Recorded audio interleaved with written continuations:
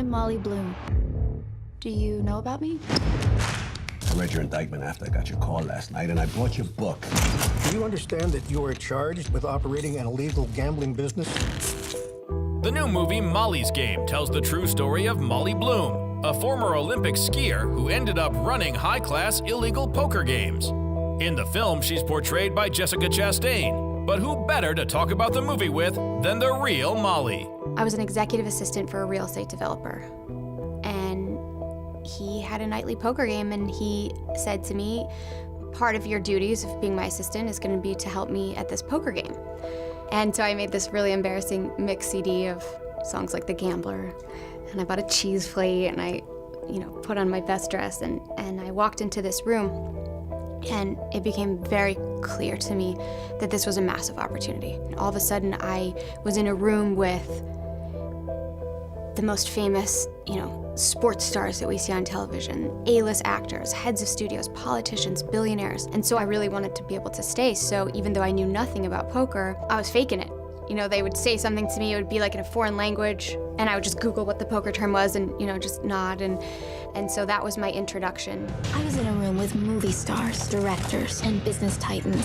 They were going all in, all the time. Thank you, Molly. This is for you. Thank you so much. I was on the way to one of my games, and one of my dealers called me and said, "Don't come here, the feds are here." I threw my stuff, my cash, grabbed my beagle, got on a plane. I logged into my accounts, and they all read $-9,999,000 in the red. They shut me down. The feds seized my assets.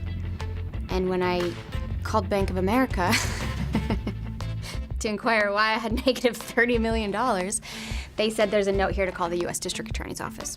At that time, the district attorney said, I had an attorney call, and they said, we want to know what your client knows. We want to talk to her about what she knows, and we can have that conversation about unfreezing her assets.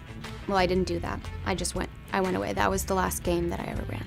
There's a new offer on the table. Complete immunity. We hand over the hard drives. You see what's on those hard drives. Families, lives, careers will be ruined. Why are you in this alone? Where are the people you're protecting by not telling the whole story? The government wanted information. There was a lot of money changing hands, and there was people committing crimes that, in other realms of their life, but it all sort of connected here.